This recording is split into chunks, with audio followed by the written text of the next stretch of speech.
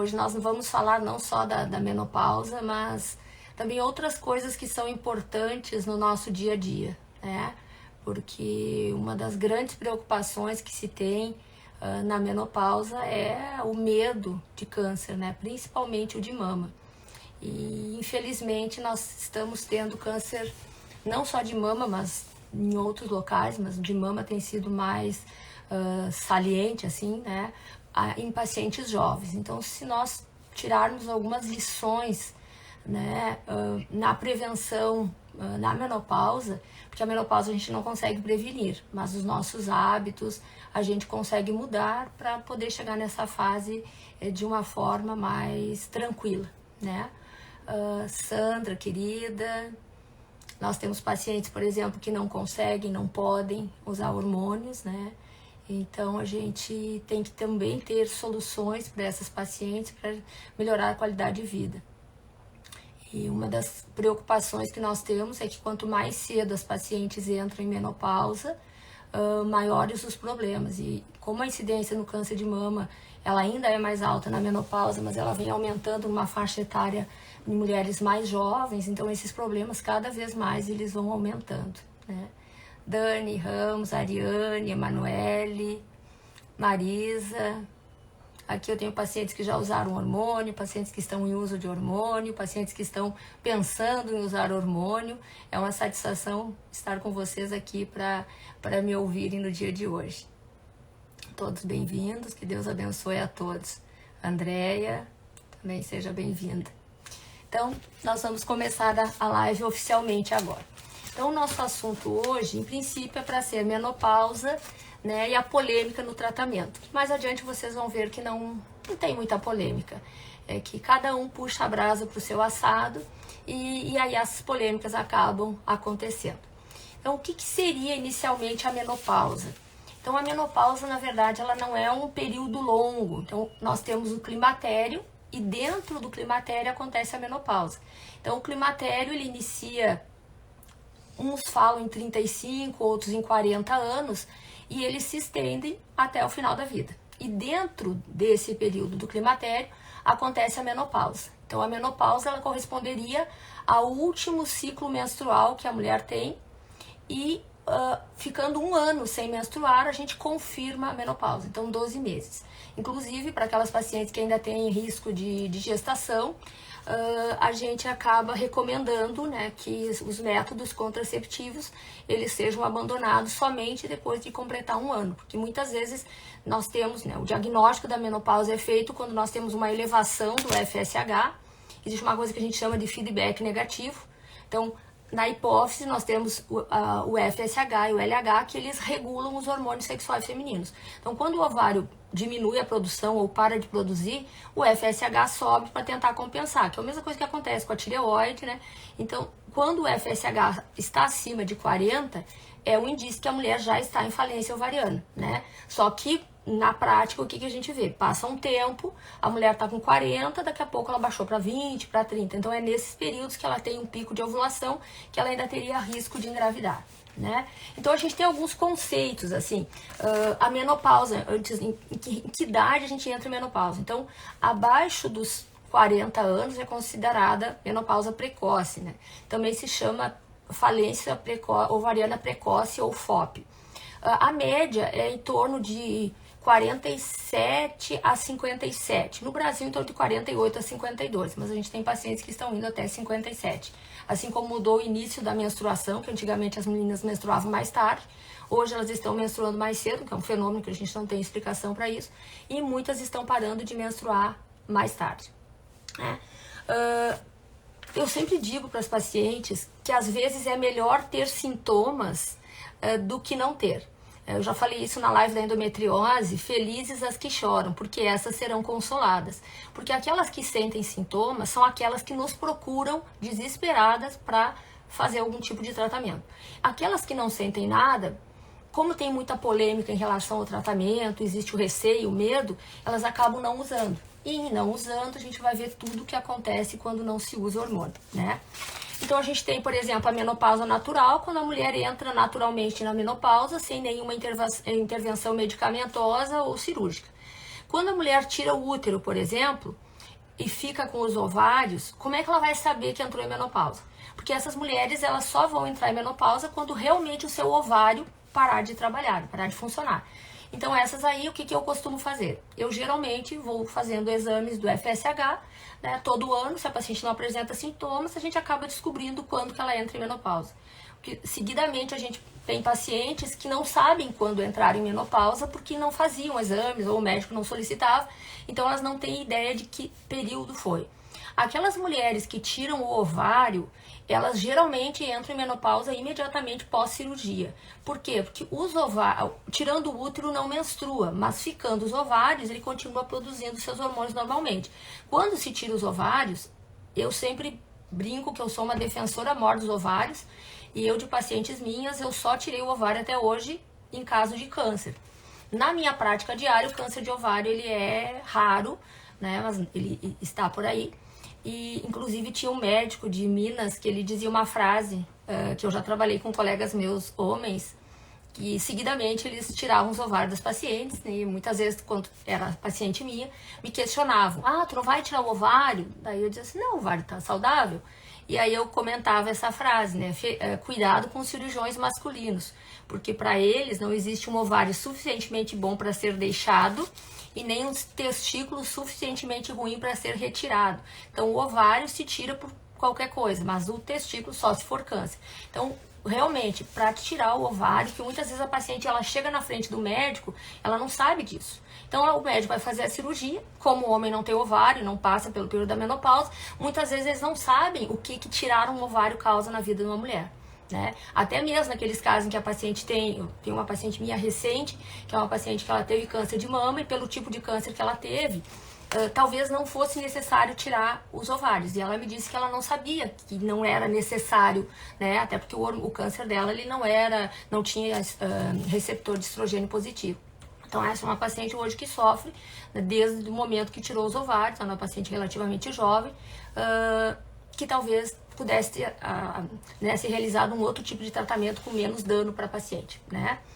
Após menopausa, ela vai até o fim da vida, né? Ela pode ser considerada inicial, que é o primeiro ano, né, depois que a mulher entra em menopausa, e a partir do segundo ano, que daí tem aquele período até um ano para fechar como menopausa, aquele ano seguinte é considerado pós-menopausa inicial, e a partir do segundo ano até a mulher, né, o fim da vida, aí é considerado de pós-menopausa tardia, né? Então, acima de 40, a gente já começa a pensar, né, que seja uma menopausa do FSH, né? Aí aqui a gente vai nos sintomas da menopausa. São muitos, né? O principal e talvez o inicial deles, isso falando em mulheres que têm útero, né? As mulheres que não têm útero vão ter que ser os outros sintomas que a gente vai falar a seguir.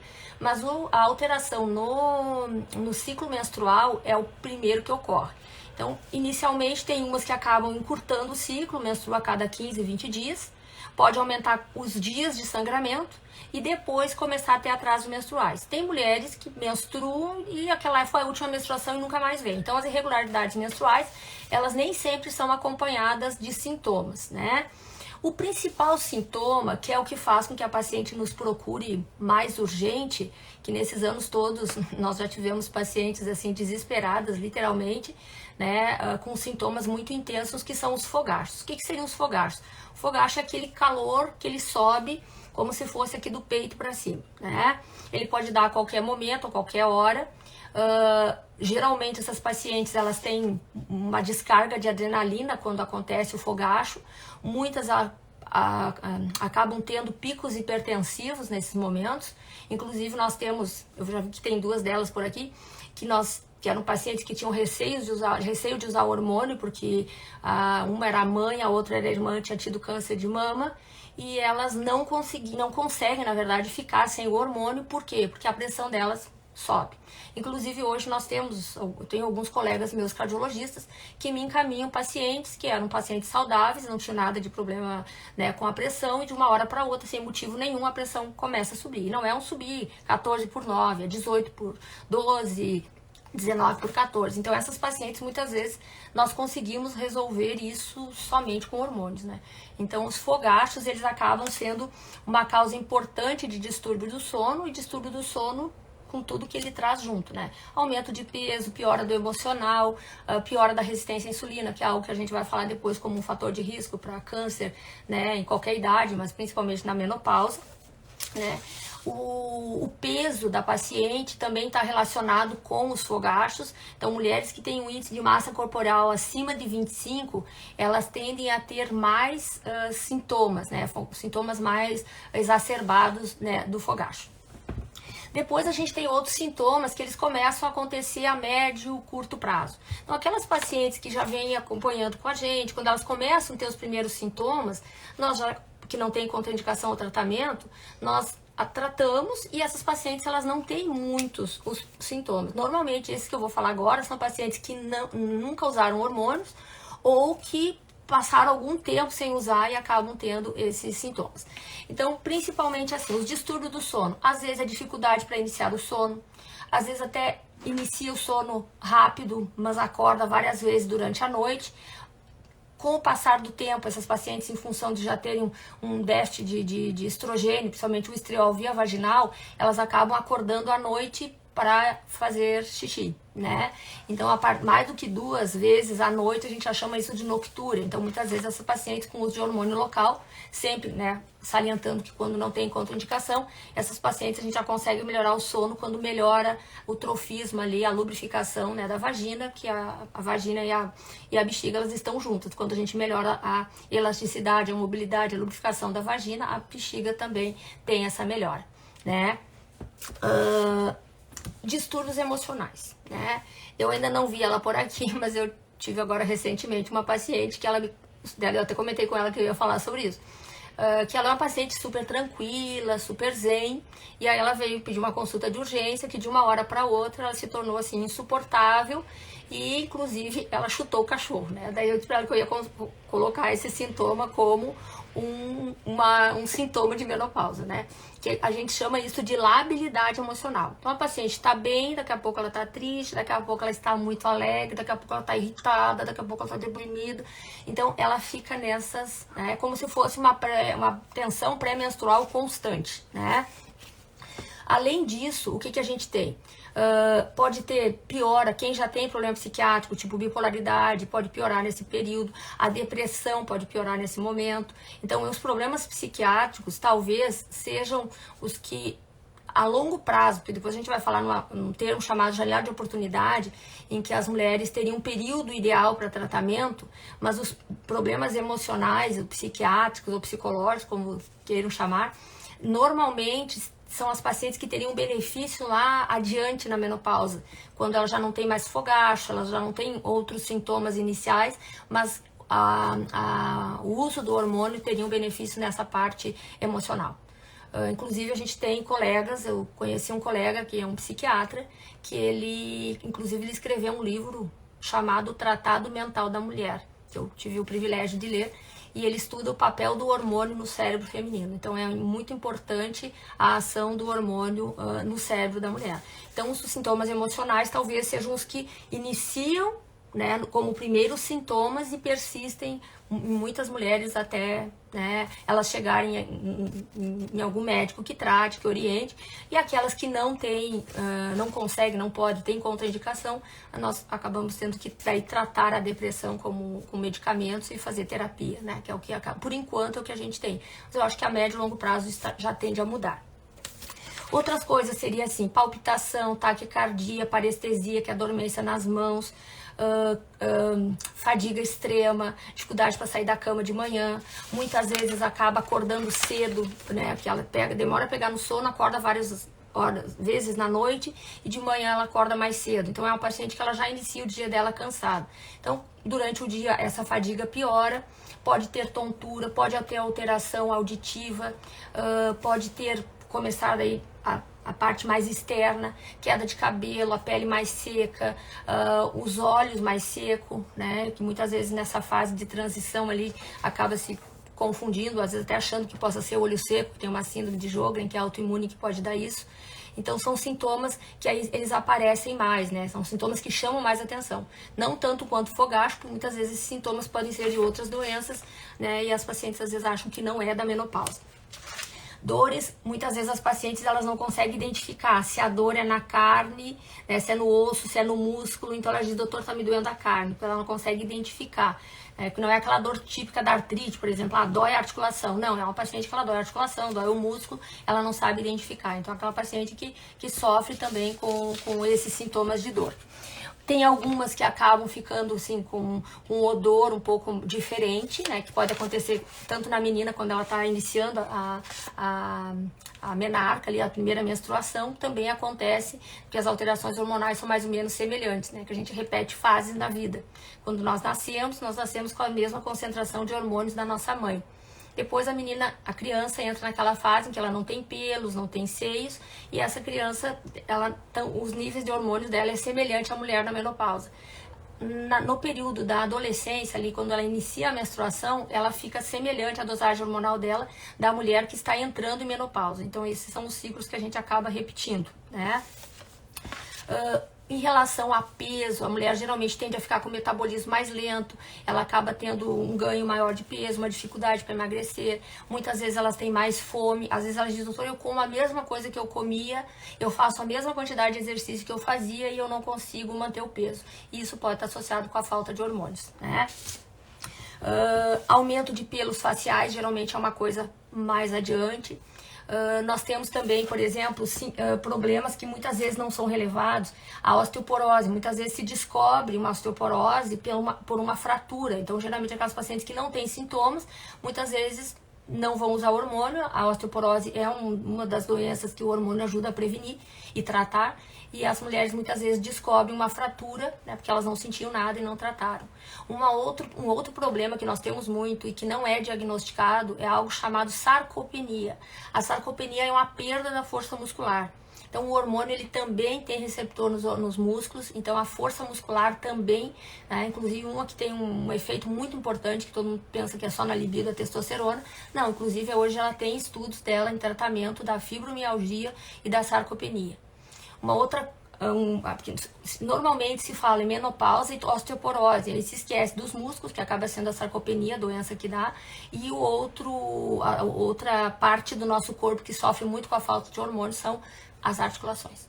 Inclusive, nós temos muitas pacientes, assim, faixa etária mais alta, que nunca usaram hormônio, então são pacientes que elas já sofrem, porque eles são pacientes geralmente que já têm problemas cardiovasculares, hipertensão, diabetes, já estão acima do peso, são as articulações. Então são pacientes que chegam para mim com andador e nós sabíamos que talvez se aquela paciente, e muitas delas não tinham contraindicação de usar hormônios, mas foram pacientes que entraram em menopausa num período complicado, que nós vamos falar daqui a pouco, que foi quando se instalou uma histeria com o medo de usar hormônios.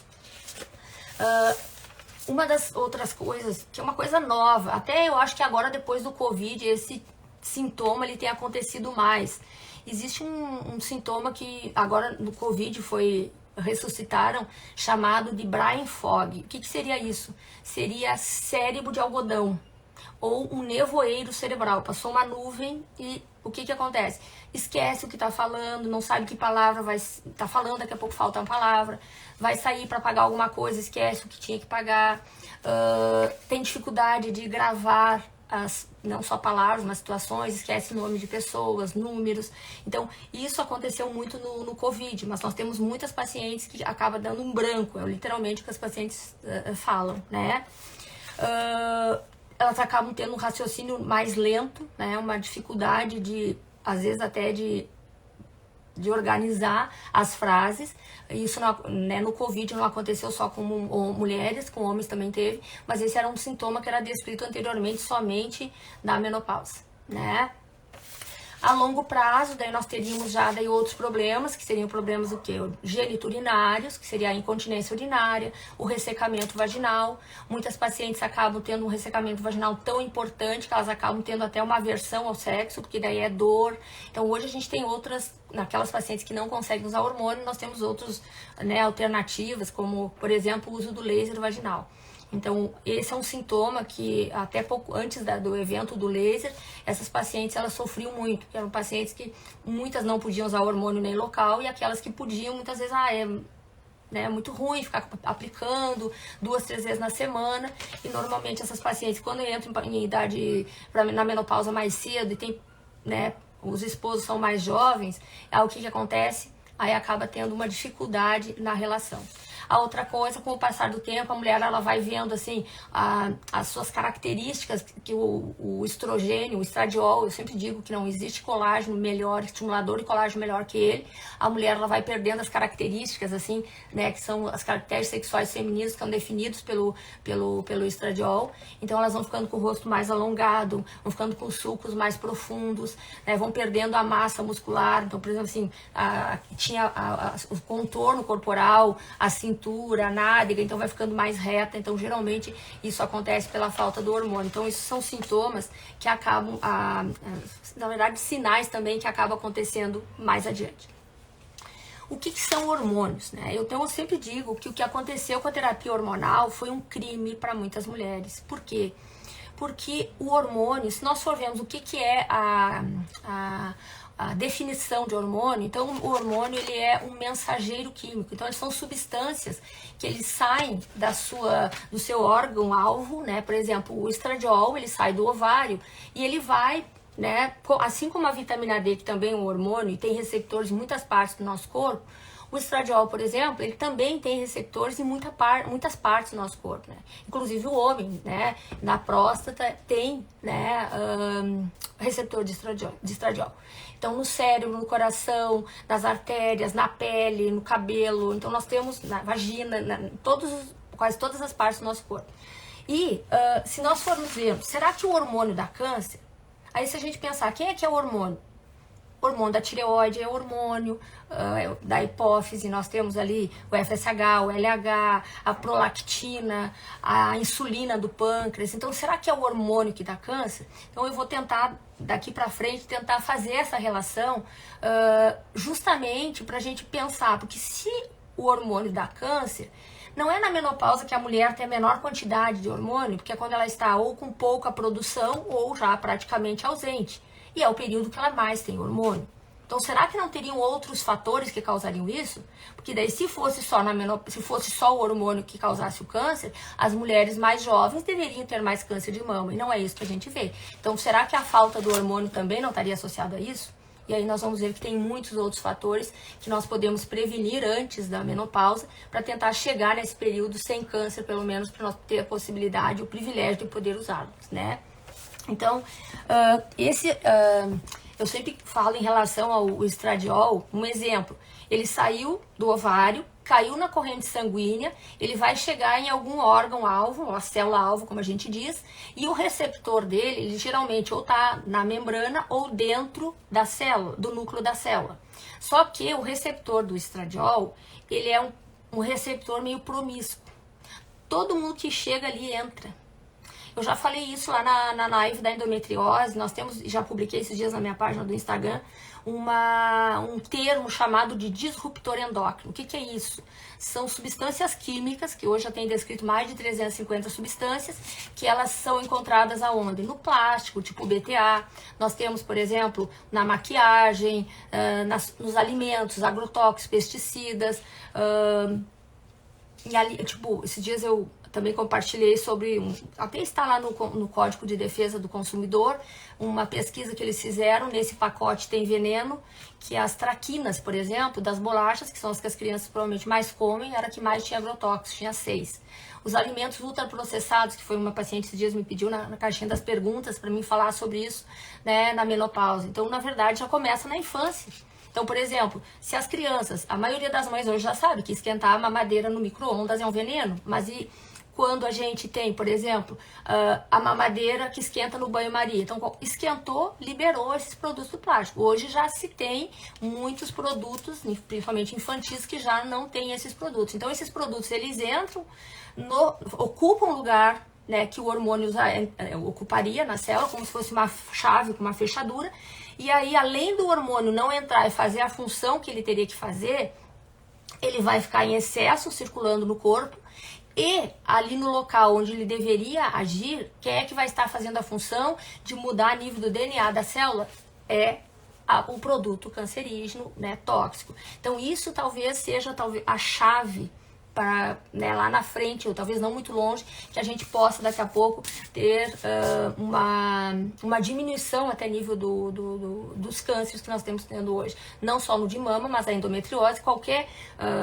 isso tem até um termo que também a gente usou na endometriose chamado predominância estrogênica. Então, quando o hormônio não vai para o lugar onde ele tem que ir e fazer a ação dele, ele fica em excesso. Então, isso acaba aumentando o risco não só do câncer de mama, mas de endométrio, de ovário, de endometriose, de miomas, né? E causa inflamação também, né?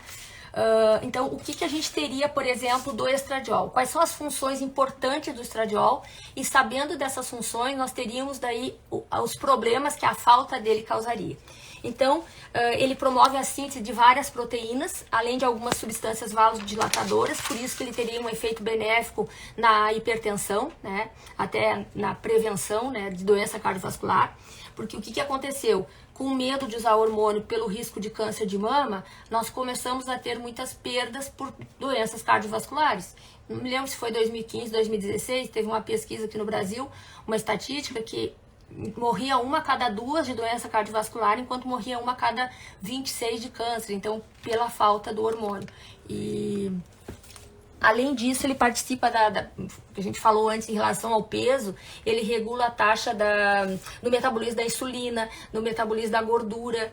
Então, ele tem todos esses sintomas, esses benefícios, em função dele ter os receptores, né? Nos adipócitos, é um local que tem bastante receptor de estrogênio. Ele também regula o metabolismo dos carboidratos, que é uma fonte importante de alimentação hoje e também responsável pelo aumento de peso. Ele também atua sobre a reabsorção do sódio, que poderia também aumentar o edema, né, a retenção de líquido. Ele inibe a reabsorção óssea, né, e atua sobre o crescimento ósseo, então ele também teria importância, como a gente falou antes, na osteoporose. Ele regula o sono, estimula a produção de fibras de colágeno e elastina, e ele também é responsável pela diferenciação do cérebro.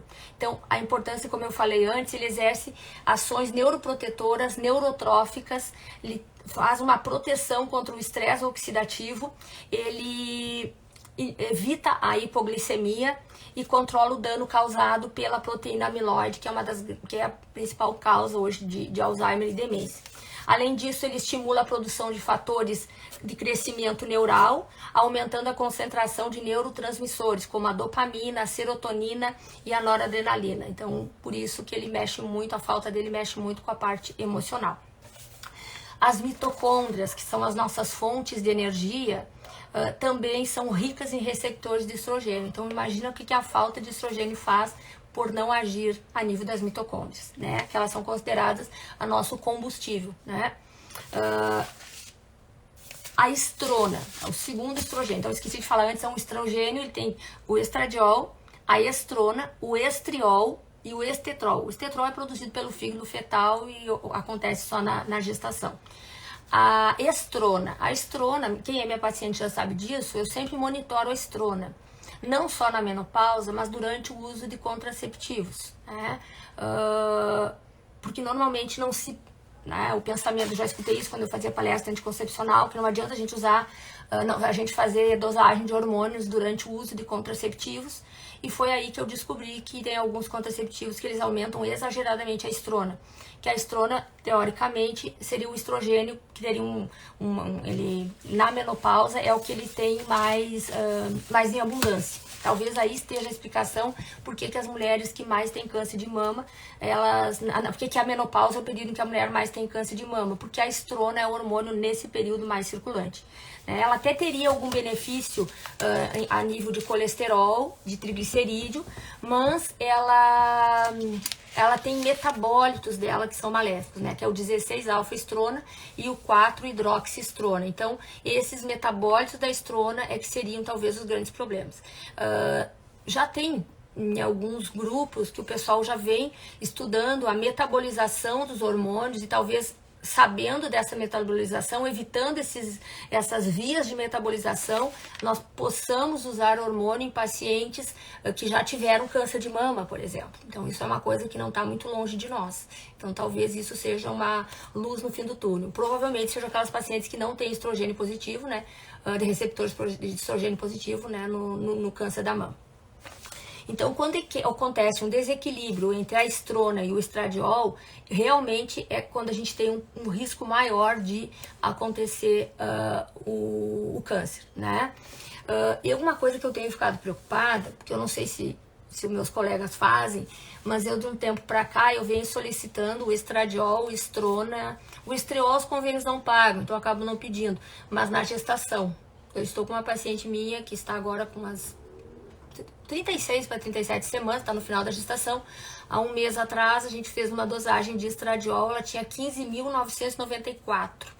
Então essa paciente, eu até comentei com ela, essa paciente ela tem uma predominância estrogênica muito grande, é uma paciente que ela não é obesa, mas ela tem uns níveis de colesterol muito alto, então essa paciente nós temos que ter um cuidado muito grande no pós-parto e durante a vida dela, para que nós controle isso, porque essa paciente provavelmente é uma que tenha risco, que eu não sei até que ponto, que a gestação sempre foi considerada uma protetora contra o câncer de mama, porque o estriol ele tem um efeito antiproliferativo, e o estriol na gravidez, ele geralmente é onde ele é mais produzido, né?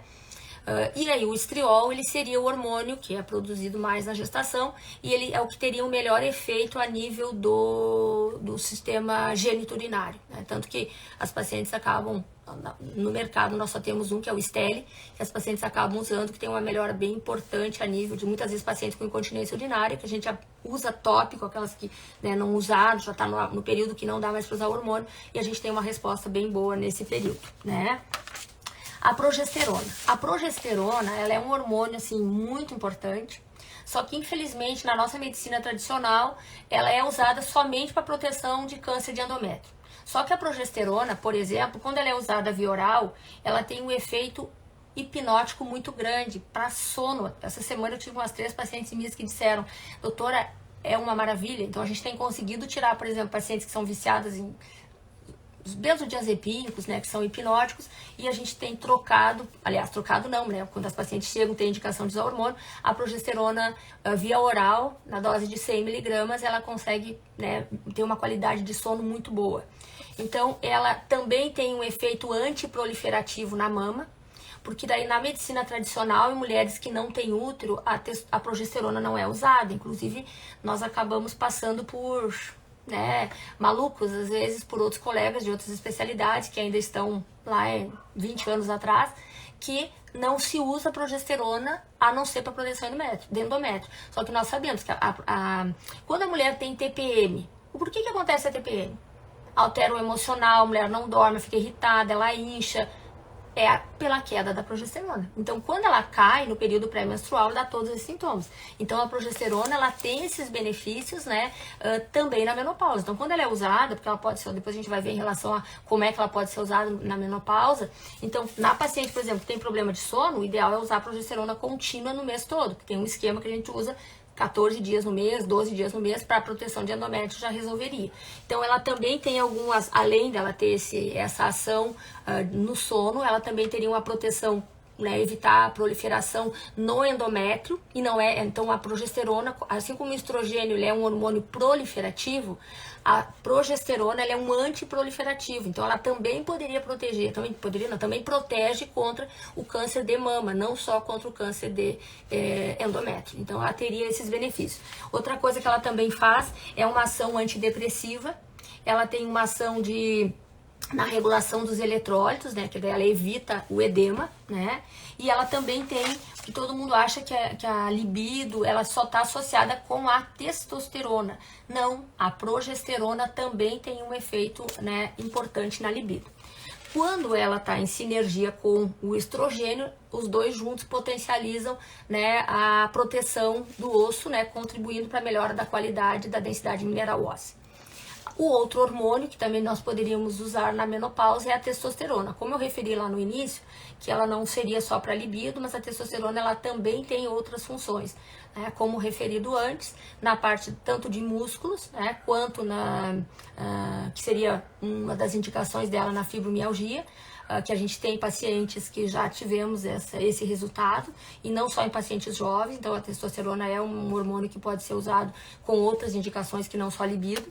Ela também ajuda a manter a massa magra, ela também ajuda no transporte ativo do oxigênio, e a falta dela, que a gente chama de insuficiência androgênica, né, feminina, que seria a síndrome da insuficiência androgênica feminina, que seria a indicação de usar a testosterona. Porque o exame da testosterona, ele não serve para diagnóstico, que eu até brinco com as minhas pacientes, né, que às vezes tu faz um exame de testosterona, um paciente mais jovem, e aí ela tem ali de 2,5, 3 de testosterona e tá com a libido boa.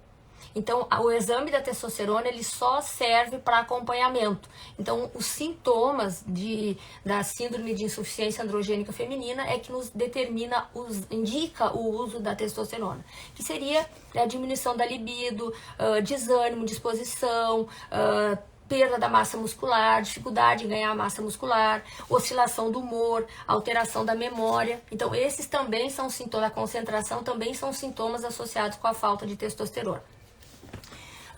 E ela também tem uma ação a nível de neurotransmissores, né? Uma ação central e relacionada à sensação de prazer, do orgasmo e da afetividade, né? Eu falei nele agora há pouco, o Dr. Reno, que é um psiquiatra que escreveu o Tratado Mental da Mulher. Ele falou que a pior desgraça que aconteceu para as mulheres foi associar o hormônio ao câncer, porque daí ele explicou, a palestra dele, inclusive, era até que idade nós poderíamos iniciar o hormônio. Então, na menopausa, né, era nossos sociedades, né, nós somos regidos por diretrizes, então eles determinam que nós temos um termo chamado janela de oportunidade, que seria a mulher iniciar o uso do hormônio nos primeiros 10 anos da menopausa, ou no máximo até os 60 anos. Eu não sei se ela entrou aqui na live ou não, eu conheci uma senhora hoje no salão, e ela me referiu, ela sabia que eu era gineco, as gurias comentaram da live, e ela disse: doutora, faz 2 anos que a minha vida tá muito ruim, porque eu usava hormônio e a minha médica tirou o hormônio, porque eu já cheguei no período que eu não posso usar mais. Então, se a paciente, ela já vinha usando hormônio, tá com uma qualidade de vida boa, ela não tem risco cardiovascular. Qual é o risco de nós usarmos o hormônio em mulheres a partir dos 60 anos ou mais de 10 anos, né, de menopausa? E eu acho que se isso seria mais para iniciar hormônio. Mas na paciente que já usa, eu tenho muitos casos que a gente continua usando. Como eu sempre monitoro, porque o risco a longo prazo de iniciar o hormônio em mulheres que já estão numa idade mais avançada, elas terem as artérias, né, seja da carótide, da coronária, já com placas, e aí isso aumentaria a doença cardiovascular, o risco cardiovascular, né, de trombose, infarto, AVC.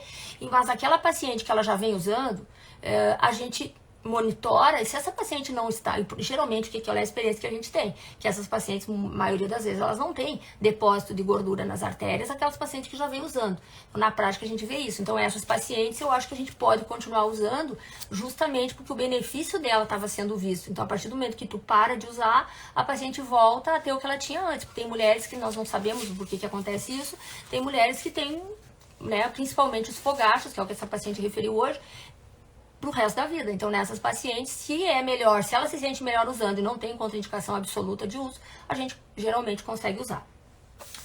E quem é minha paciente, já escutou isso, vai escutar de novo. Eu sempre explico, desde que eu me conheço por gente, o risco e o benefício. Então, eu acho que o grande vilão de toda essa tragédia que aconteceu com a terapia hormonal foi um estudo que foi feito nos Estados Unidos, chamado WHI. Então, esse estudo ele foi planejado para durar 8 anos e meio. Ele usava-se nele quem tem mais idade vai lembrar desse nome, Premarin era o nome dele. Ele tinha estrógeno conjugado, que era derivado de éguas grávidas, e a medroxprogesterona, que é uma progestina sintética. Então, eles separaram as mulheres, era mais de 27 mil mulheres, então eles separaram em grupos. Tinha um grupo que tinha útero, então usava o medroxprogesterona e o estrógeno conjugado, comparada com o placebo, que era aquela tipo pílula de farinha. Então ele era duplo cego, controlado, nem o paciente nem o médico sabia o que ela estava usando, só os pesquisadores. O outro grupo, eles usavam só estrógeno conjugado e comparado com o placebo, que era o grupo que não tinha útero. Em 2002, foi quando aconteceu isso, o grupo que tinha útero, que estava em uso de estrógeno conjugado e medroxprogesterona, que o objetivo do estudo no início era colocar na bula do remédio que ele diminuía o risco cardiovascular. Ele melhorava o colesterol bom, diminuía o ruim, portanto ele teria um efeito protetor. Só que aí, não preciso dizer para vocês que o laboratório faliu, porque daí quando chegou nesse período, que estava mais ou menos em torno de 4 anos e 8 meses, esse braço do estrógeno conjugado com a medroxprogesterona aumentou a incidência de infarto e de câncer de mama. Então, ali, 2002, nós dizíamos, né, que era torres gêmeas da terapia hormonal. Então, nós ficamos mais perdidos que cego em tiroteio. Eu continuei usando, e como todos os meus colegas, provavelmente, alguns acho que tinha tanto medo que não usavam, que muitas pacientes acabavam chegando para mim, doutor, eu não aguento mais, eu quero usar, eu prefiro ter câncer, mas não quero ficar desse jeito. Então nós acabamos usando naquelas pacientes que não conseguiam ficar sem. Então eu tenho pacientes que estão comigo, que usam hormônio há mais de 30 anos, até mesmo antes de virem para mim. Então ali de 2002 a 2007, nós só podíamos usar para pacientes que tinham sintomas, num período curto, só o suficiente para aliviar os sintomas e na menor dose possível efetiva. Então isso foi o que a gente ficou daquele período. Então esse foi um período muito difícil. Então mulheres que entraram em menopausa ali de 2002 até 2014, foi um período muito complicado, porque daí e aí tu tirar da cabeça, às vezes nem era da paciente, era dos colegas. O hormônio dá câncer e dá infarto. Então até hoje a gente escuta, já fazem 20 anos isso, mas nós ainda escutamos de colegas, de cardiologistas e até mesmo de ginecos, né, que falam, uma que eu acho que assim, as consultas são tão rápidas que é muito mais fácil dizer para o paciente que o hormônio dá câncer e dá infarto do que explicar para a paciente e deixar ela escolher se ela quer ou não correr o risco, né? Então, aí esse foi o grande problema da terapia hormonal, que foi esse estudo que ele realmente acabou com a vida de muitas mulheres, né? Aí a histeria foi instalada, na época, assim, tinha uma capa, não sei se foi da Veja da época, tinha uma atriz, a Ângela Vieira, tava nua, assim, com os braços na frente, olhando para baixo, mulheres traídas pela medicina, Jornal Nacional, né, Dr. William Bonner, doutora Fátima Bernardes, nossa, né, então ali foi um horror. Então a partir dali, nós ficamos, assim, só usando realmente para aquela paciente que... E aí, foi nessa, né, porque no início da live, o que era que nós íamos falar? Sobre a terapêutica hormonal e as polêmicas, né? E aí foi nesse contexto que começaram a surgir os termos bioidênticos, né? Porque o tratamento da menopausa, ou um chama de reposição hormonal, o tratamento, né, é a reposição, tu repõe algo que está faltando. Ele pode ser feito por hormônios bioidênticos ou hormônios sintéticos. Então foi aqui que os hormônios bioidênticos começaram a ser, né, a ser mais comentados, né? Em 2003, o FDA ele recomendou então que os hormônios com estrogênio e progesterona deveriam ser usados apenas para os alívios dos sintomas, mesmo que naquele trabalho lá do WHI, quando o trabalho que tinha o grupo que só tinha mulheres que usavam estrógeno conjugado, quando chegou no final do estudo, as mulheres que usavam só o estrógeno conjugado, elas tiveram menos doença cardiovascular do que aquelas que usavam placebo. Então algum benefício se teve. E o câncer de mama, ele foi mais ou menos igual entre o placebo e a que usava só estrógeno conjugado, apesar de eles dizerem que era estatisticamente não significativo. Então, no máximo, usando só o estradiol, ele, ou não usando, daria na mesma. Só que isso não, quando saiu a publicação desse estudo, que teoricamente a grande vilã acabou sendo a progesterona, mas era a progesterona sintética, né, que não era a bioidêntica, então aí ninguém falou isso, saiu uma nota, né, pequena, que daí não teve nenhuma relevância, como tudo que acontece com notícia ruim da Ibope, as que são boas, elas acabam ficando escondidas, né. E a partir dali começou a ter uma queda muito grande da prescrição de hormônios, então, principalmente nos Estados Unidos, porque esse estudo só foi feito lá nos Estados Unidos. Então esse estudo ele teve críticas, né? Primeiro, que ele usou hormônios sintéticos. Ele era derivado de éguas grávidas que tinham, por exemplo, o estrógeno conjugado, ele tinha metabólitos ali que o nosso corpo não reconhecia, era equilina, sulfato de estrona, derivados da equilina, equilenina, né, e que são estrogênios que são totalmente, né, avessos ao que nosso corpo reconheceria, né. A medroxprogesterona, não sei se alguém já usou, mas ela é a mesma que é usada para anticoncepção, que é injetável a cada 3 meses, né? Então hoje no posto de saúde eles ainda dão essa, né? a nossa Sociedade Brasileira de Climatério, né, em 2018, foi que eles, né, determinaram, então, que a terapia hormonal era considerada o tratamento mais eficaz para os sintomas decorrentes da menopausa. Os benefícios compensariam os riscos naquelas pacientes que tinham sintomas, né?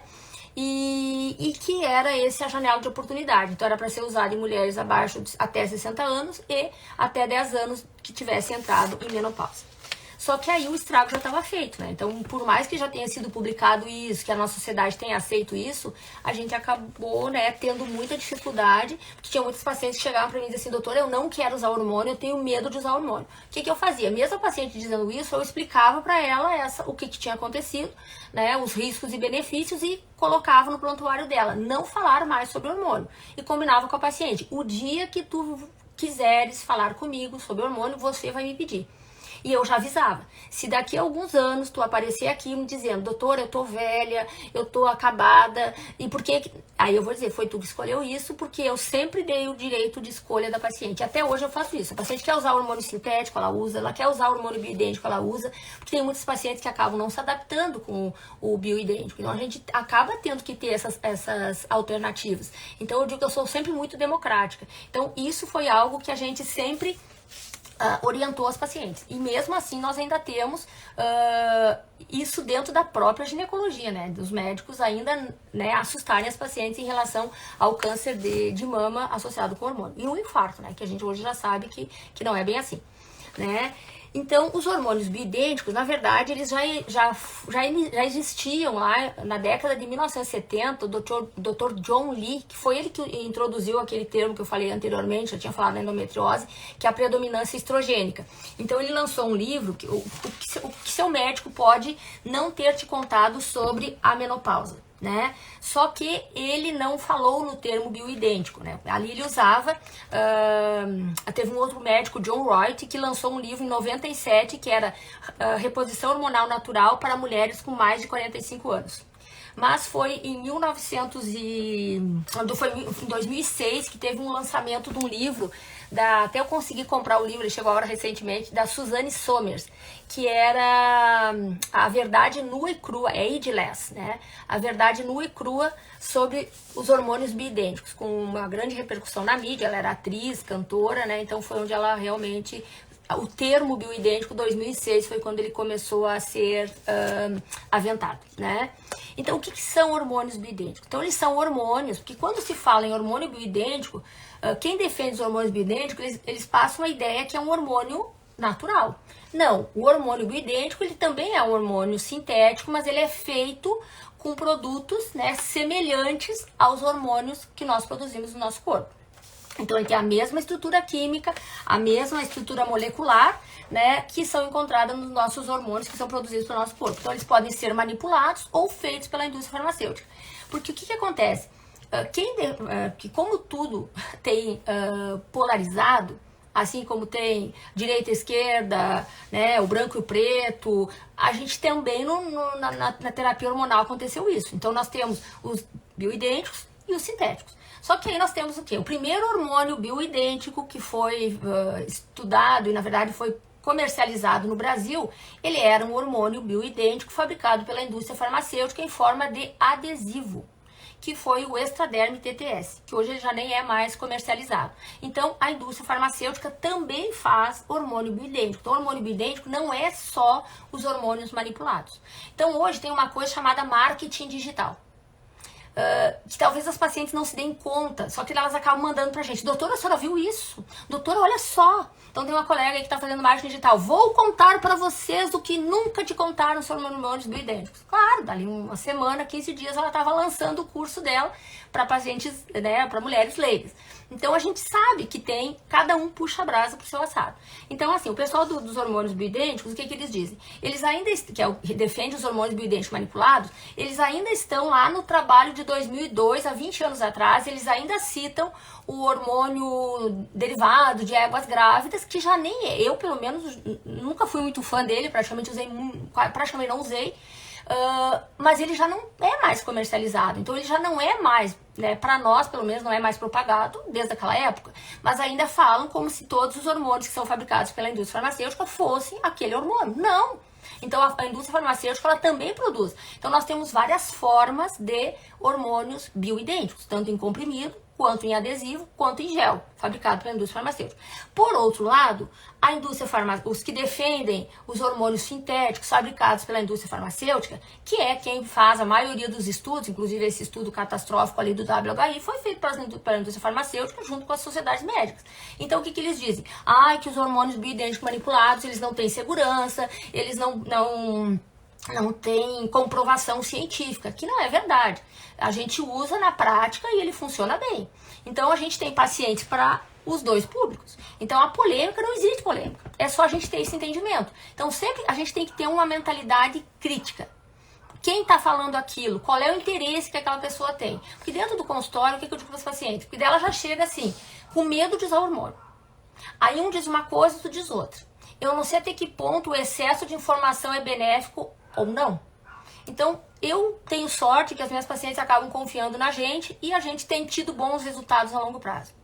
Então, assim, por exemplo, eu tenho pacientes, porque antigamente nós não tínhamos hormônios bioidênticos, nós só tínhamos hormônios sintéticos. E eu tenho uma paciente minha que ela está com 76 anos, ela já usava tibolona, que é um hormônio bioidêntico, é um hormônio sintético, né, que não é estradiol nem progesterona, ela é um hormônio sintético, é tibolona mesmo, que ela tem um outro tipo de ação, um outro tipo de mecanismo, né? E são pacientes que nunca infartaram, nunca tiveram AVC, nunca tiveram derrame, não tiveram câncer. Eu, até hoje, né, apesar de ser, não é o mesmo tempo que eu uso os hormônios sintéticos, até hoje eu nunca tive nenhum caso de paciente com câncer de mama em uso de hormônio bioidêntico. E em uso de hormônio sintético, eu conto nos dedos. Eu revisei minha estatística, eu tenho 28 casos em 26 anos de consultório. Então, essas pacientes, porque isso já se sabe, que mulheres que usam hormônio e porventura venham ter câncer, elas terão cânceres menos agressivos e que respondem melhor ao tratamento. Eu tenho uma delas que fez quimioterapia, que era uma paciente de 48 anos, que estava em uso de hormônio sintético há 5 anos, e essa paciente, por ser jovem, pelo tipo de câncer que ela teve, ela fez mastectomia, fez quimioterapia e usou tamoxifeno 10 anos.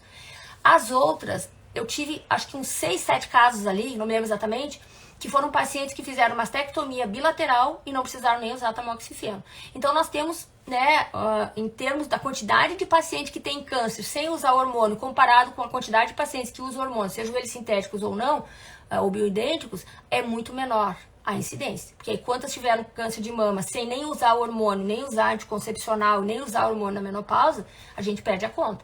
Então, na verdade, isso são coisas que a gente, no dia a dia, a gente consegue colocar para o paciente. Então, por exemplo, eu tive pacientes que eu tentei passar do hormônio sintético para o bioidêntico, elas não conseguiram. Porque o que o hormônio sintético tem de vantagem? O hormônio sintético, por exemplo, principalmente o Vioral, ele acaba tendo uma ação muito rápida. Então, aquela paciente que tem aquele fogacho horroroso, se tu usar o Vioral, a resposta é muito mais rápida, porque o bioidêntico ele demora um pouco mais. Então, o que nós teríamos de vantagem? Por exemplo, o bioidêntico, a vantagem que ele teria é tu escolher a dose certa para aquela paciente. Tu manipula conforme tu queres. Por exemplo, o estriol. O estriol nós não temos, né, na indústria farmacêutica, o estriol a não ser em forma de creme vaginal. Então, nos bioidênticos, a gente consegue manipular ele na dose que a gente deseja. Testosterona. Testosterona não tem na indústria farmacêutica para mulheres. Então, tem que ser bioidêntico e a gente usa ele manipulado.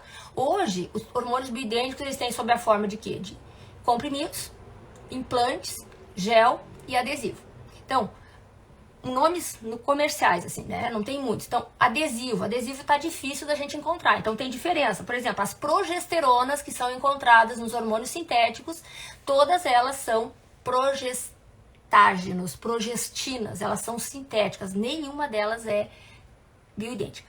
Agora, se tu pega, por exemplo, o adesivo, o estradote, o system, eles são bioidênticos. Tu pega ali os gel, o estrogel, o sandrena gel, eles são bioidênticos, são produzidos pela indústria farmacêutica. O que nós temos de progesterona bioidêntica? É a progesterona, que provavelmente teve muitas pacientes minhas que passaram por aqui, que já usaram na gravidez, que é a progesterona natural, que tem os nomes comerciais, tem o Gimpro, o Trogestan, o Evocanil, o Juno. Então, tem na dose de 200 miligramas, que é para ameaça de aborto e para trabalho de parto prematuro. E na menopausa, ele tem na dose de 100 miligramas, que nós usamos via oral. Os trabalhos mostram, né, que a via oral, para quem tem útero, seria melhor pela proteção endometrial. Mas na mulher que não tem útero, não necessariamente precisaria ser via oral e poderia até ser usada em dose mais baixa por outra via, né, transdérmica. Em relação, por exemplo, a gente tem formas de comprimido. Nós temos, por exemplo, o Natif. O Natif é estradiol sozinho. Então, ele é um bioidêntico em forma de comprimido. Claro que a via transdérmica ela tem algumas vantagens. Por exemplo, qual é a vantagem? Ela é... os efeitos da passagem hepática daí não existem, né? Que aí poderia aumentar o risco de quê? O risco dos fenômenos tromboembólicos, que é uma contraindicação ao uso do hormônio, né, principalmente do estrogênio, estradiol. Então, quando a gente usa transdérmico, então em paciente que já teve trombose, poderia ser usado via transdérmica, mas é contraindicação absoluta de usar via oral. A via oral, o que ela tem? Custo. Ela é mais difundida, né? Então ela já está há muito mais tempo. Às vezes é mais fácil o paciente ir na farmácia e comprar o comprimido e tomar do que ficar passando todo dia. Então tem pacientes que reclamam, doutor, eu não quero passar todo dia. Só que daí tem pacientes que até dá para fazer isso, mas tem paciente que tem contraindicação, por exemplo, trombose, hipertensão, que tem a risco cardiovascular, o via oral seria contraindicado, né? Além disso, ele poderia aumentar os triglicerídeos, né? O custo do bioidêntico oral, ele é mais barato do que o transdérmico, que às vezes isso é uma coisa que limita. Só que daí se tu pega, por exemplo, assim, um exemplo, que daí são os outros que tem em forma de comprimido, já que eu falei no Natif, né, o Natif-Aprol. O Natif-Aprol, ele tem estradiol bioidêntico, mas a progesterona dele é sintética. Então essas diferenças, quando o paciente sabe, ela também sabe escolher o que ela quer ou não. Né? Então nós temos, por exemplo, teve muitos estudos que ali naquela época que se tinha medo do risco cardiovascular. Eu vou tomar um pouquinho de água porque eu tô com minha garganta meio seca. Um hormônio que foi muito usado, que teve muitos estudos dentro da nossa especialidade da gineco, foi a drosperinona junto com o estradiol bioidêntico, que nós tínhamos antigamente o Angelique, hoje nós temos o Ceci. Então nós temos os dois ainda no mercado.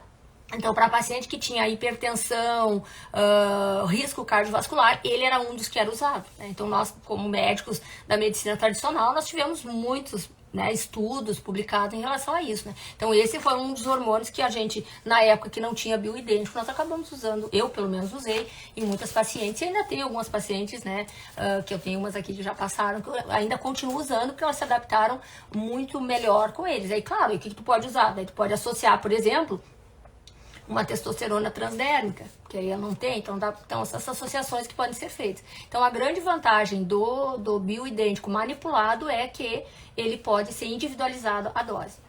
Aí a gente ainda tem também uns outros problemas, né? Que seria assim, hoje, em função dessa briga de egos entre os ginecologistas, abrir um campo para que outros médicos, né, de outras especialidades que não ginecologistas e outras profissões passassem a usar hormônios. Então hoje nós temos os dentistas usando hormônios, né? Então eu não sabia disso. Em 2019 eu tive um caso de uma paciente que ela vinha sendo atendida por uma dentista e ela me procurou porque ela teve um sangramento em uso de hormônios. E aí ela usava estradiol, ela usava progesterona, então ela estava testosterona, ela estava bem orientada. E aí eu perguntei por que ela me procurou, né? Porque a dentista era familiar dela e era super especialista nisso. E aí ela disse, é que eu tive um sangramento e aí a minha irmã me pediu uns exames e eu vim conversar com a senhora sobre isso. Aí ela tinha um CA-125, que é do câncer de ovário elevado. Ela tinha um tumor no ovário de 14 centímetros, era uma paciente de 58 anos, uma paciente que não tinha tido filhos. Era uma paciente que ela não era obesa, mas ela estava acima do peso. E ela tinha um endométrio espessado, irregular.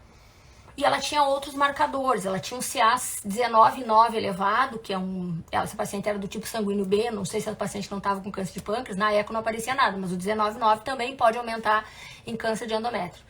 E essa paciente, eu perguntei para ela quanto tempo fazia dos últimos exames, né, daqueles que estavam alterados. Faziam 6 anos. Então ela só tinha feito o exame quando ela iniciou o uso dos hormônios. E esse é um problema, porque aí o pessoal passa a ideia de que hormônio bioidêntico não causa problema. Só que eu digo que tem muitas pacientes que nunca usaram nada de hormônio e tem câncer. Então, quem causou o câncer nelas foi o hormônio idêntico. Então, o que é? É imprescindível. Tem que fazer exames antes de usar e durante o uso dos hormônios. Porque se aparecer qualquer coisa, tu para na hora. Agora, 6 anos, essa paciente morreu 1 ano e pouco depois. Fiquei sabendo porque ela me disse que não ia se tratar. Então, o que a gente tira de lição disso? Que é fácil prescrever. Eu atendo muitas dentistas que fazem esses cursos. E elas me dizem, doutora, é muito pouco tempo pra gente ser especialista nisso. Inclusive, tem um dentista aí que ele foi preso em 2019 aqui em Porto Alegre, ficou preso uns 5 dias aqui no Presídio Central, que ele dá cursos, e ele continua dando curso. Inclusive, agora está vendendo os hormônios dele. Ele está achando parceria para vender os hormônios. Então, é aquela coisa que daí tu fica insegura, porque hoje as pacientes estão... as redes sociais, a gente tem os deusinhos lá do Instagram. O que acontece? Tu faz a propaganda, tu não vai lá ver quem é a pessoa, o que a pessoa fez, né, qual é a experiência que essa pessoa tem. Porque falar é muito. Então, assim, o cara que faz live todo dia, toda hora, será que ele tá atendendo? Né? Eu, por exemplo, eu tive que parar um dia de atender no meu consultório para eu poder fazer as lives, poder ter uma página que vocês possam ter acesso, porque não tem como. Então, quem está muito, muito, muito presente nas redes sociais, o que acontece? Provavelmente são pessoas que não trabalham muito. Então, isso está causando um problema, porque aí o que acontece? O hormônio está dando câncer, mas provavelmente é para a paciente errada, na dose errada, na hora errada. Então, por isso que tem que tomar muito cuidado com quem vai fazer hormônio.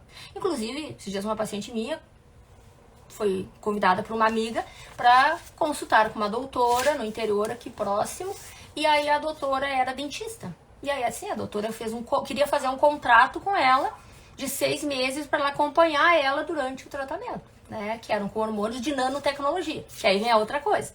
Então, quem é minha paciente, o que a gente usa? Não é só eu, a maioria do pessoal que usa a farmácia de manipulação, o veículo que nós usamos para a prescrição dos hormônios bioidênticos, eles são a Pentravan. Então, aquele nomezinho que tem lá, estradiol, testosterona, Pentravan. Pentravan é um veículo de nanotecnologia lipossomal, que é o mesmo que esse dentista, ele propaga que o dele é de nanotecnologia, né? Então, na verdade, o Pentravan também, inclusive o Pentravan é da Fragon, que foi a primeira empresa que entrou no Brasil, né, com esse tipo de hormônio de nanotecnologia, e existem, né? Então, a gente vem do outro lado, que daí é o pessoal daí que é dos bioidênticos, mas daí né, que os de nanotecnologia são melhores, então o Pentravan é nanobiotecnologia. Então, se vocês verem lá na rede social, tem um outro de nanotecnologia lipossomal. Então, o Pentravan é lipossomal e é nanotecnologia, né? Então, o que acontece? Quando a gente usa os hormônios, a procedência é importante. Então, quando os nossos colegas que defendem só os sintéticos, que dizem que não tem estudos, existem estudos. E na prática a gente vê. Então, eu tenho muita paciente que tem fogacho que a gente consegue resolver com os hormônios bioidênticos. Então, manipulados. Então, a gente tem muita paciente, por exemplo, que tem diminuição da libido, que tem cansaço, tem fibromialgia. A gente usa testosterona manipulada e funciona. Então, eu, na prática, uso, né, os hormônios bioidênticos manipulados. Eu tenho, né, farmácias que eu recomendo e tenho tido, nesses anos, a gente tem tido resultados. Aí nós temos algumas coisas, né? A gente já viu ali que para usar o hormônio, a gente tem que usar nos primeiros 10 anos e no máximo até os 60 anos. Quanto tempo dura? Foi o que eu falei agora há pouco, né? O tempo eu sempre combino com as minhas pacientes. Vamos fazer um teste? Quando elas dizem, doutora, será que eu não posso parar? Vamos parar. Aí ela entra a consulta e a reconsulta, vamos suspender. Aí elas voltam, doutora, eu fiquei 1 semana, 15 dias sem, não consegui, tive que voltar. Tem outras que param e não querem voltar mais. A gente respeita. Então, a gente tem, né, deixado a paciente escolher o que ela quer fazer. Aí, isso é uma coisa que não foi definido. Então, até 60 anos seria para iniciar.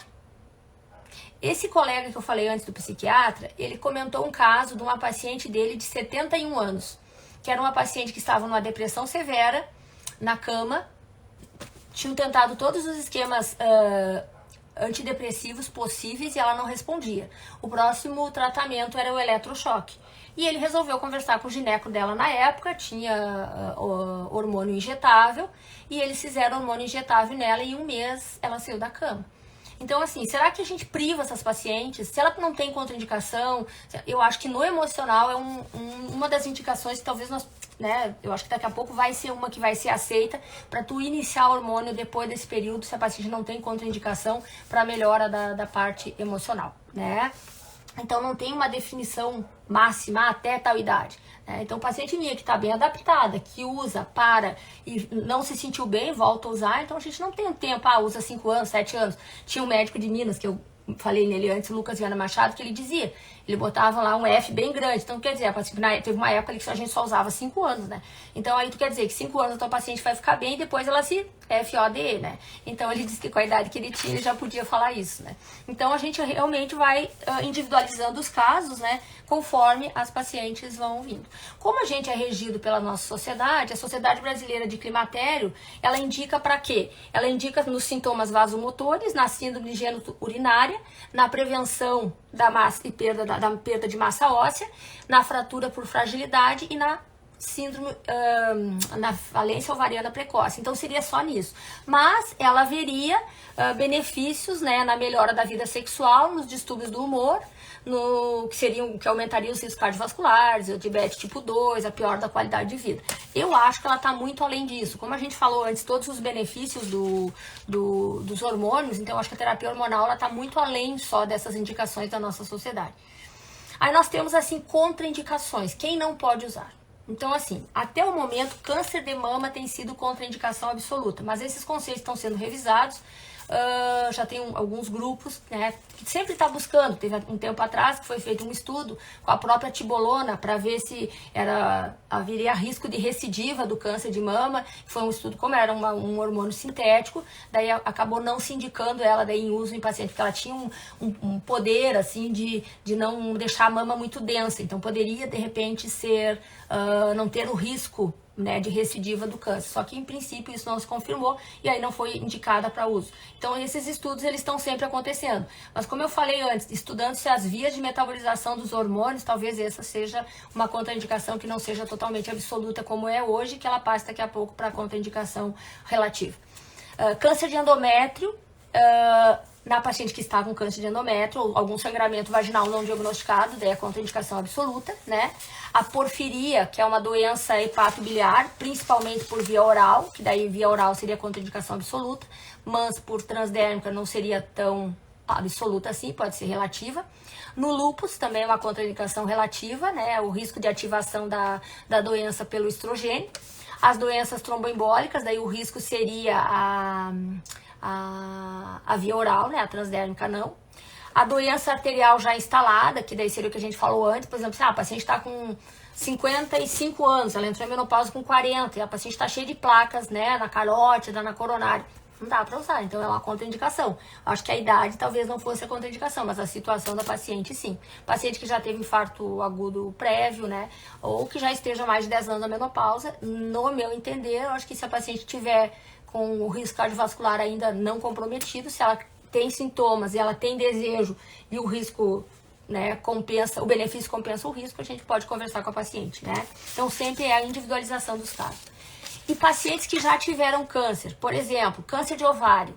Tá, a paciente teve câncer de ovário, fez cirurgia, fez tratamento, ela pode usar hormônio? O risco é pequeno. Após o tratamento do câncer, a mulher pode usar a terapia hormonal, desde que o câncer não seja endometriose. Então tem que ver qual é o tipo do câncer. Isso aqui são recomendações da nossa sociedade brasileira de climatério, né? Não é eu que estou inventando. O câncer de colo uterino não tem contraindicação. O câncer de endométrio, tem uma paciente minha que está assistindo, que é uma paciente que teve câncer de endométrio, então ele não é recomendado o uso, porém quando é no estadio 1 e 2, não houveram efeitos prejudiciais da terapia hormonal nessas pacientes. Claro que, eu sempre digo, a paciente que teve câncer de endométrio, que tem endometriose, que tem miomas, essa paciente que teve câncer de ovário, essa paciente, ela provavelmente tem predominância estrogênica. E se ela continuar com os mesmos hábitos, com as mesmas características, aumento de peso, é uma paciente que não vai poder usar. Então, mesmo que ela esteja no estádio 1 ou 2 do câncer de ovário, de endométrio. Câncer de estômago não é contraindicação. Câncer de cólon retal, pelo contrário. Isso foi lá nesse estudo do WHI, uma coisa que teve proteção foi contra o câncer de cólon de intestino, né? O câncer de pulmão não constitui contraindicação. Câncer de pele, vulvo vaginal, de tireoide, de fígado, de rim, não tem contraindicação, né? Que mais? Em relação a que eu deixei para falar no último, porque isso aqui vai servir tanto para quem pode usar hormônio, tanto para quem não pode usar hormônio. Então, eu acredito que o hormônio sozinho não causa câncer. Então, nós temos algumas coisas que, se associadas, que foi o caso que aconteceu com aquela paciente. Essa paciente, ela estava acima do peso, essa paciente não fazia exames, essa paciente, ela não fazia atividade física, ela não tinha uma alimentação muito saudável. Então, o que a gente sabe que pode aumentar o risco? Então, eu poderia prevenir a menopausa? Prevenir não, porque 100% de nós mulheres vamos chegar nesse período.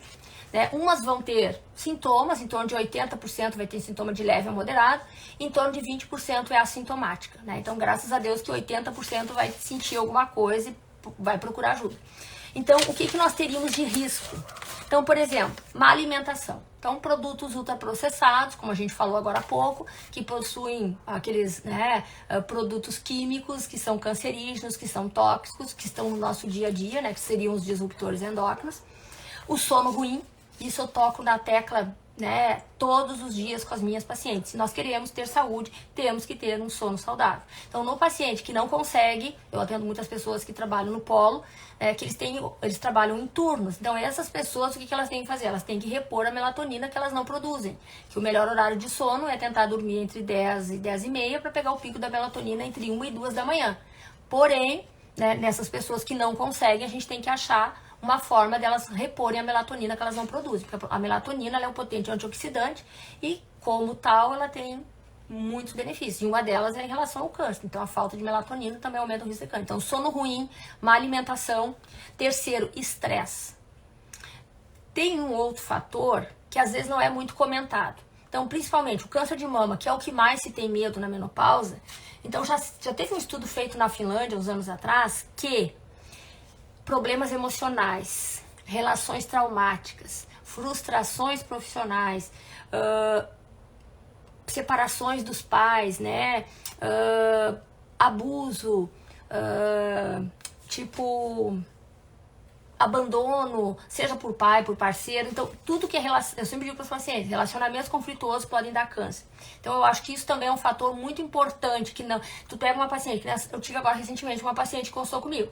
É uma paciente assim, ela tá sozinha, é uma paciente que ela toma álcool todos os dias, ela fuma, ela tá acima do peso e ela faz pouco ou não faz atividade. Eu não vou poder usar o hormônio para essa paciente, porque se eu usar, essa paciente vai ter hormônio, vai ter o câncer por quê? Pelo hormônio? Não, ela vai ter câncer por todos os outros fatores que estão associados. Mas como a gente já sabe que a corda arrebenta no lado mais fraco, vai sobrar para quem? Pra gente, né? Porque nós que prescrevemos o hormônio. Então, nós também temos que saber contraindicar o hormônio. Então, outro fator seria a obesidade.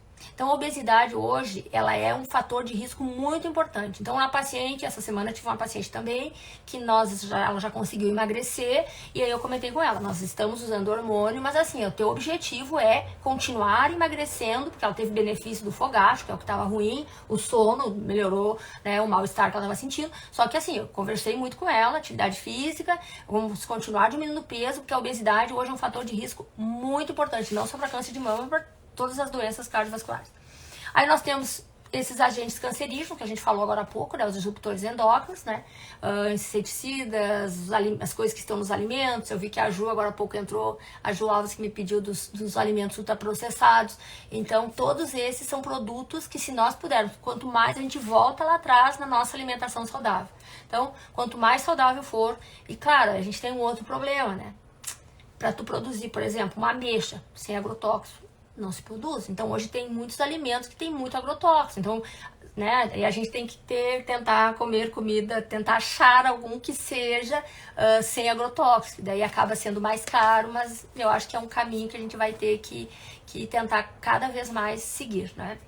A outra que eu deixei por último, exposição à radiação. coisas inflamatórias, a lactose, o glúten, né? E aí eu cheguei no álcool. O cigarro, todo mundo já sabe, o cigarro já está sacrificado, já foi crucificado. Mas o álcool não. O álcool, e eu brinco, né, que eu fico vendo nas redes sociais, né, porque aí o Instagram, principalmente fofoqueiro, daí eu fico olhando minhas pacientes bebendo, minhas pacientes que usam hormônio bebendo, minhas pacientes que estão jovens bebendo, e aí eu fico pensando, o que nós vamos fazer daqui a um tempo?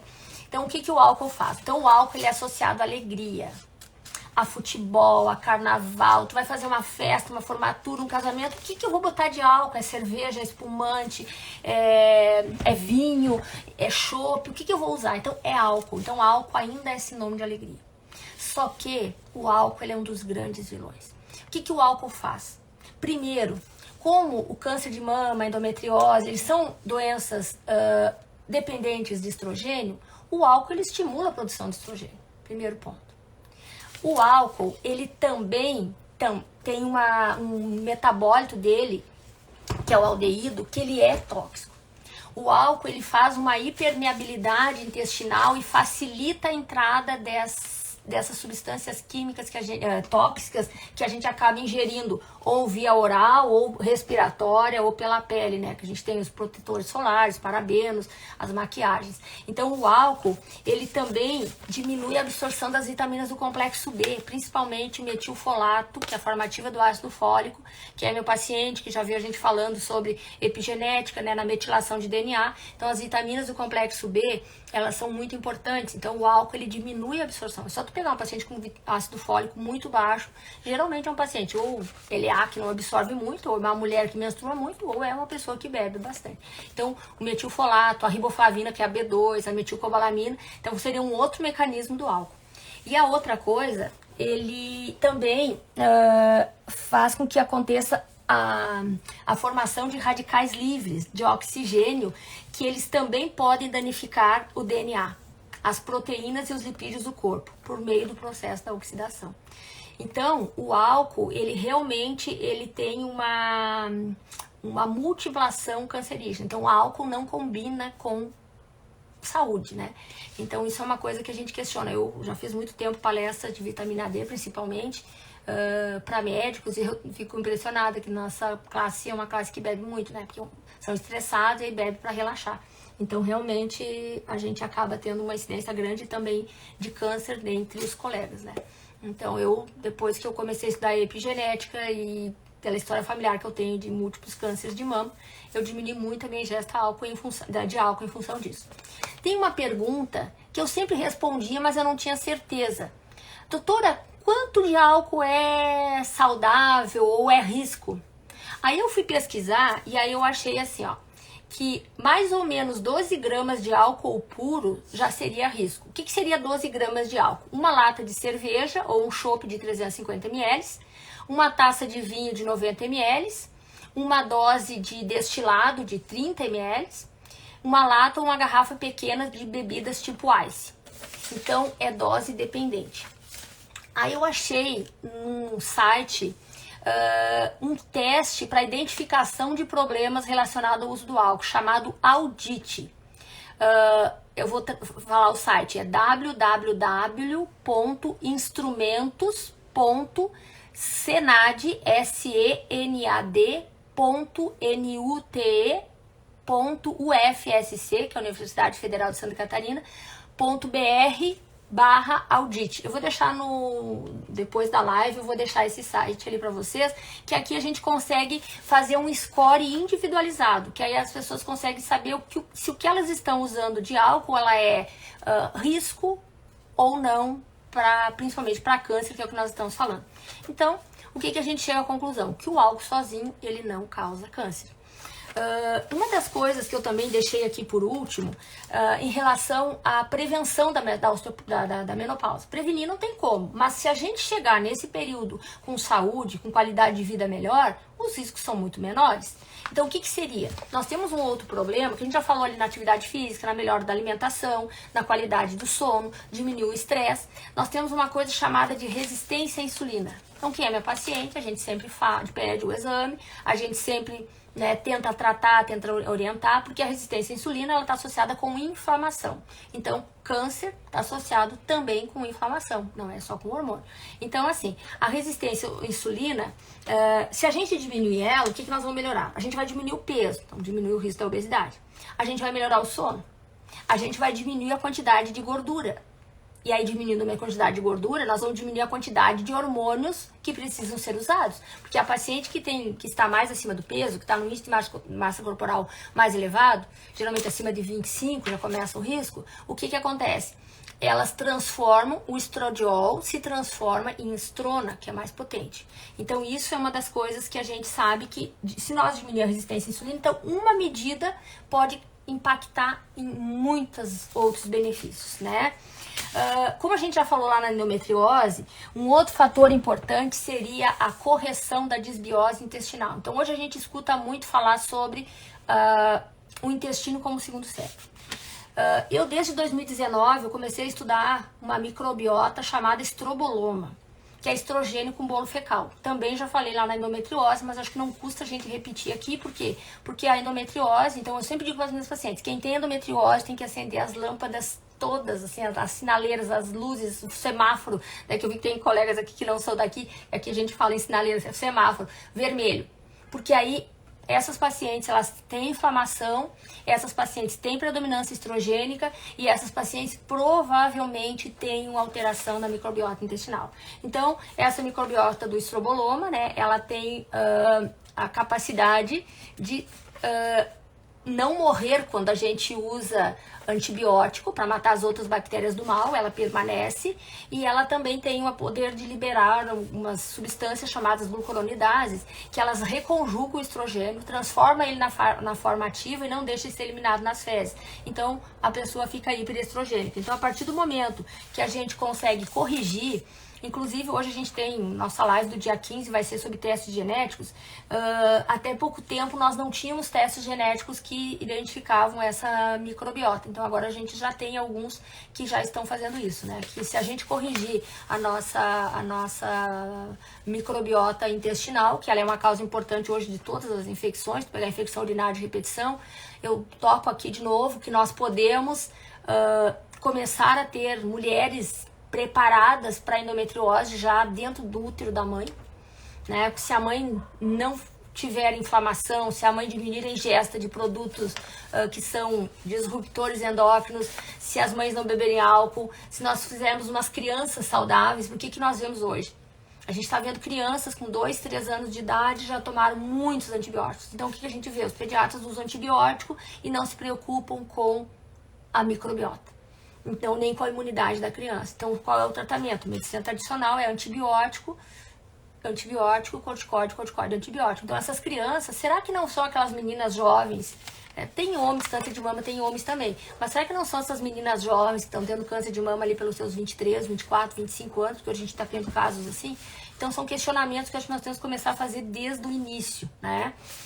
Então, além de fazer essa modulação, a suplementação é importante. É importante, vitamina D, quem é minha paciente sabe disso, faz mais ou menos mais de 10 anos que as minhas pacientes usam vitamina D, e eu acredito, já tem estudos mostrando que a vitamina D, quando usada junto com o hormônio em doses mais elevadas, ela tem a capacidade de diminuir o risco de câncer de mama. Não é eu que estou falando, existem estudos quanto a isso, né? Então, se nós fizermos o uso de hormônio de forma consciente, sempre dividindo com o paciente o desejo do paciente, tipo assim, o paciente quer usar, mas ele não pode usar, então nós não podemos fazer mais mal para o paciente do que a medicação. Então, o que nós temos que fazer? Olha, se tu mudar teus hábitos, se tu melhorar a alimentação, se tu melhorar o sono, aí a gente pode pensar em usar. Mas quando a paciente, o risco não compensa o benefício, nós também temos que saber, né, contraindicar. Então, eu sei que hoje está sendo um pouco mais longa, mas é que eu me propus a isso e vai ficar gravada, quem não conseguiu assistir toda, depois vai assistir. Né? Hoje não está muito fácil a gente fazer medicina, principalmente quem tenta manter um pouco mais de ética, né? Porque quando começaram a surgir esses novos termos, tipo modulação hormonal, então os dentistas, a maioria, eles acabam fazendo modulação hormonal. Então modular hormônio, modular é modular, eu acho que modulação intestinal a modulação serve. Tu modula a microbiota intestinal. Agora, o hormônio, na menopausa, a gente não modula, a gente repõe. Porque a paciente está repondo algo que ela não tem, ela não está modulando. Tu modula algo que não está, né, adequado. Então, na menopausa, a gente não modula, na menopausa, a gente repõe. Então, por exemplo, as nossas sociedades de endócrino, o próprio Conselho Federal, a Sociedade de Ginecologia, então, esses termos, assim, modulação hormonal, nada disso pode.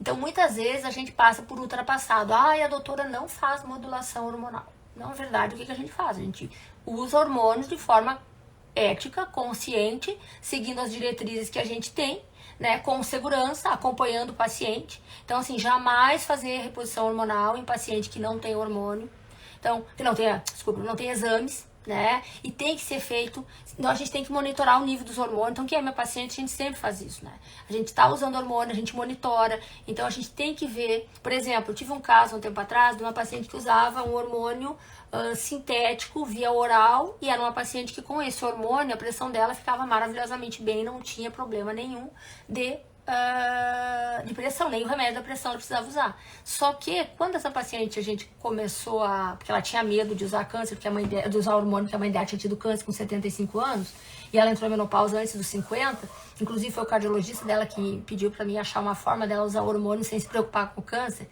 Essa paciente, quando eu pedi estrona, porque eu pensei com a cabeça, qual é as mulheres que mais têm câncer? É a menopausada e a gordinha, o que elas têm em comum? Estrona. Quando eu pedi esse exame para essa paciente, ela tinha uma estrona próximo de 1000.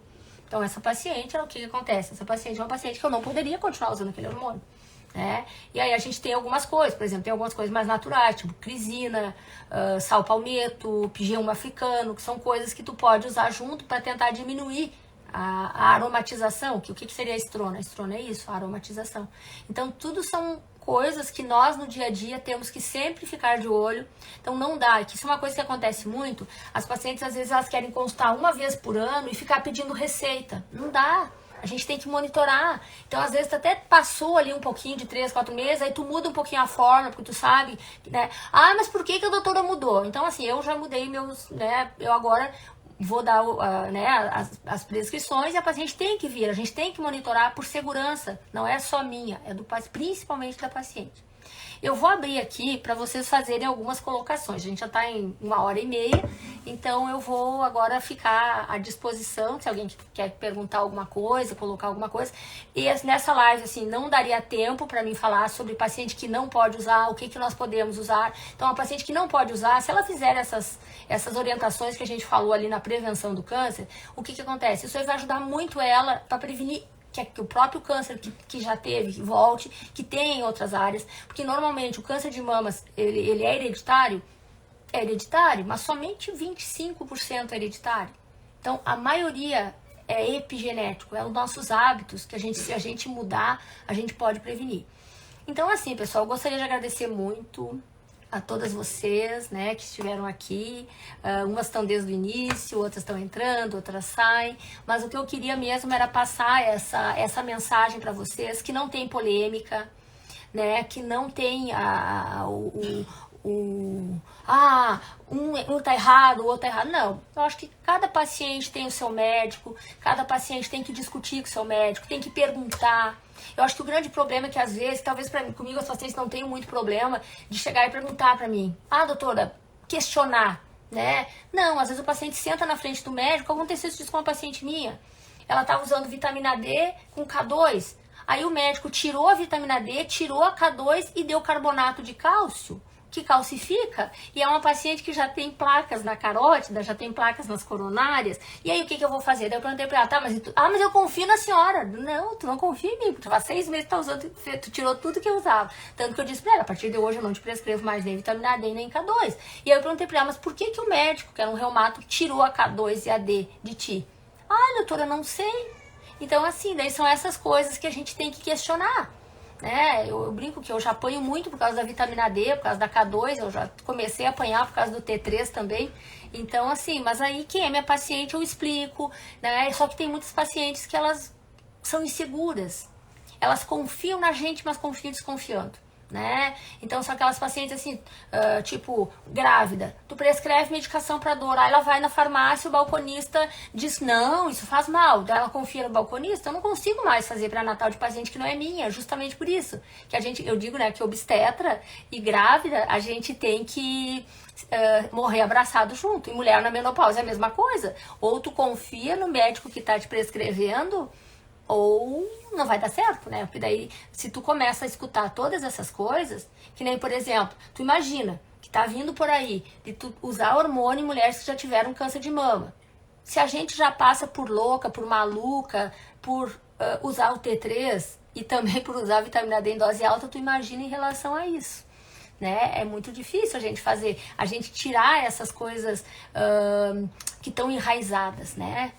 E eu agradeço ali, Jaqueline querida. Jaqueline é uma paciente minha antiga, que já faz bastante tempo uso de hormônio, tá muito bem. A Jaque foi uma que a gente tentou passar por bioidêntico, ela não se adaptou. Então, assim, a gente tem que respeitar, cada corpo é diferente um do outro, né? Hoje a gente tem que tomar muito cuidado, porque existe aquela onda, né? Tipo, o chip do tesão, aquela coisa toda. Então, assim, tem que cuidar muito, né? Por exemplo, a gestrinona é um produto muito interessante, ela inibe o estrogênio na mama, inibe o estrogênio no endométrio, né? Então, só que assim, temos que ter cuidado, porque paciente que tenha problema, por exemplo, de ovário policístico, que já tem história de alopecia androgenética, ou que tenha queda de cabelo, é uma temeridade, porque um dos parefeitos da gestrinona em forma de implante é a alopecia definitiva, é tu ficar careca definitivo, né? Então, até tem uma novidade, né? Tu sabes que esse final de semana agora foi lançado um implante de ocitocina. A ocitocina é o hormônio do apego, o hormônio do amor, que é quando a criança nasce, a mãe libera, né, aquela quantidade grande, enorme de ocitocina, por mais que ela tenha dor, que ela sofra pro nascimento, ela acaba criando um vínculo muito grande, né? Então a ocitocina é um hormônio, tem uma colega, quem quiser seguir ela, a doutora Fabiane Berta, que é uma médica de São Paulo, que ela criou lá um termo chamado ocitocínice, né? E eu, nos meus estudos, eu comecei a ver que o AB precisa muito de ocitocina. Então a ocitocina talvez seja mais um que a gente tem, e a ocitocina, por ser um hormônio mais tranquilo, ela não teria esses riscos, né, ela melhoraria o sono, teria impacto no estresse, nas pessoas que têm dificuldade de relacionamento, autismo, esquizofrenia. Então é bem interessante, assim, então é mais um arsenal que a gente está começando aí no nosso dia a dia. Queridas, muito obrigada, Elizabeth, Ana, Cláudia. Fico muito feliz assim pela colocação de vocês, espero que eu tenha conseguido passar a minha mensagem, que usar hormônio não é um bicho de 7 cabeças, que a gente tem que ter cuidado, que a gente tem que ter responsabilidade, a gente tem que prescrever para a paciente certa, a dose certa, na hora certa, né? A gente não pode dar hormônio para a paciente certa na hora errada, não dá para usar o hormônio errado para a paciente certa, então tudo tem que ser individualizado, né? E nesses 20 e poucos anos que a gente está trabalhando, assim, então eu pego pacientes ali com 20 anos, que hoje elas estão com 40, 45, eu pego pacientes com 40 que hoje estão com 70, e eu ter essas pacientes sem infarto, sem AVC, muitas sem câncer, então eu fico muito feliz, assim, de poder, eu digo que eu consigo, por exemplo, plantar semente, cultivar a planta e depois colher o fruto, né? Eu faço isso com as meninas que eu pego com 12 anos e faço o parto delas lá com seus 30, 35. Aí tem aquelas pacientes que começaram comigo jovens e estão entrando na menopausa nas minhas mãos. Tem pacientes que estão comigo, tem pacientes que começaram comigo na idade que eu comecei a trabalhar e estão comigo até hoje, né? Então a gente está indo juntos, né? Eu sou um espelho para elas e cada ano que elas vêm sem problemas eu me sinto muito grata, né, pela confiança, porque a gente não faz medicina sozinha, o paciente faz a parte dele. Eu acho que talvez eu tenha chegado até aqui por esses anos todos, foi graças a essas pacientes que me mantêm, né? A gente tem relacionamentos aqui de 20, 25 anos e os resultados que a gente vai colhendo no dia a dia são muito gratificantes. Certo, meus queridos? Um grande beijo para vocês. A live vai ficar gravada no Instagram. E agora, durante a semana, ela vai ter um canal meu no YouTube. Quem quiser compartilhar, quem quiser curtir lá e se inscrever no canal, que aí ele vai ser espalhado para mais pessoas. Um grande beijo, uma boa noite. Fiquem com Deus. Semana que vem eu estarei aqui de novo. Vai ser o Dr. Adriano Halbert. Hoje a gente começa o Setembro Amarelo, que é a prevenção ao suicídio. Então, nós vamos ter duas lives esse mês sobre o assunto. Semana que vem com o Dr. Adriano vai ser sobre da tristeza à depressão, né? Quando procurar ajuda. E no final do mês, a doutora a psicóloga Débora Ewald, nós vamos estar falando sobre suicídio, né? A prevenção do suicídio, né? Hoje nós no Rio Grande do Sul nós somos, vou falar um pouquinho aqui porque hoje é o primeiro dia de setembro e esse mês é o que a gente previne, e todos os dias a gente tem um familiar de alguma paciente ou alguma paciente mesmo, e a gente tem em todas as idades. Então algo que eu acho que precisa ser falado mais. Por isso que eu escolhi esse assunto 2 vezes nesse mês de setembro, justamente para a gente alertar sobre esse assunto. Um grande beijo. Quinta-feira que vem nós estaremos aqui novamente. Uma boa noite.